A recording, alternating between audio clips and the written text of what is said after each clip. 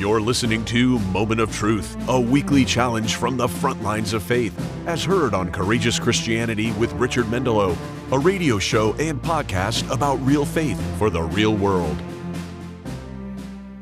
Today, our moment of truth comes from 2 Timothy chapter 3, verses 16 and 17, which say, "All Scripture is God-breathed and is useful for teaching, rebuking, correcting, and training in righteousness, so that the servant of God may be thoroughly equipped for every good work."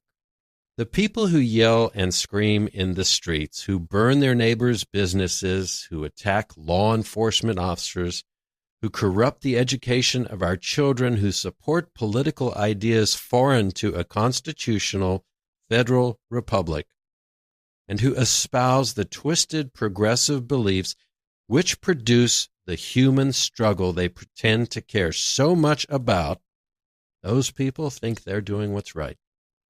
Think about that for a second. There are no checks and balances in their thinking. They are led by their passions, groupthink, and that which is circumstantially convenient. They want to defund the police, but they dial 911 when they're scared. They want the government to support them, but like spoiled children, they want to do whatever they want to do, and they don't want the government to tell them if it's wrong. And yet, if you ask them, they will scream that their perspectives are right.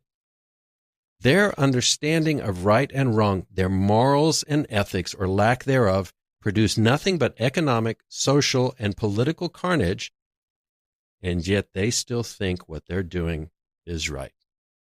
Now, if you let that lean against you for a minute, if you sit with that, if you wonder how things could be so ridiculous that a Supreme Court justice can't explain what a woman is, or how a gynecologist won't say that a man can't have babies, then you must reflect soberly and eventually come to a place of humility where you ask, how do I know if my beliefs are right? Maybe you're convinced that by doing the things your parents showed you, you're right. Maybe you're convinced that by doing things that your friends support, you're right. Maybe you tune into a news channel that confirms your perspectives and that leads you to believe that you're right. But how do you know?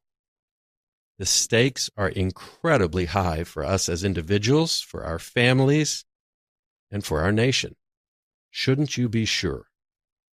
So as we look at the darkness and the struggle around us, as we ask how supposedly normal people could get so twisted in their thinking, we should nurture a deep respect for the enemy of truth and an equally deep commitment to making sure that we're not part of the problem. And in that commitment, as we ask the question, are my beliefs right? The only way we can know for sure is by reading the Bible, by filtering our thinking through its truth each day, and by striving honestly to identify our various biases, prejudices, and wrong thinking.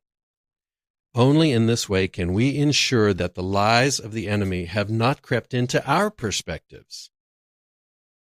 So I think this passage from 2 Timothy promises that when it says, "All Scripture is God-breathed and is useful for teaching, rebuking, correcting, and training in righteousness, so that the servant of God may be thoroughly equipped for every good work."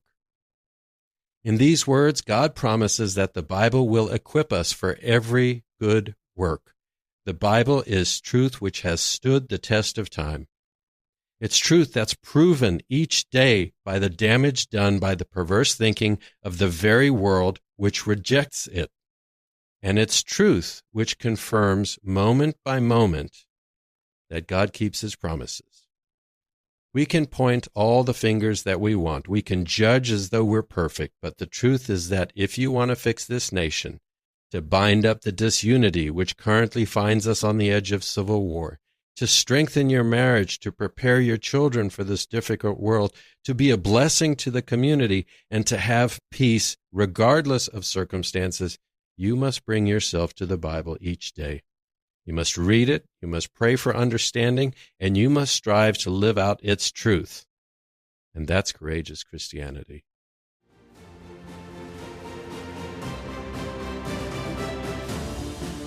This has been your Moment of Truth. To hear the full conversation, visit courageouschristianity.today/listen. Or search Courageous Christianity with Richard Mendelow wherever you get your podcasts.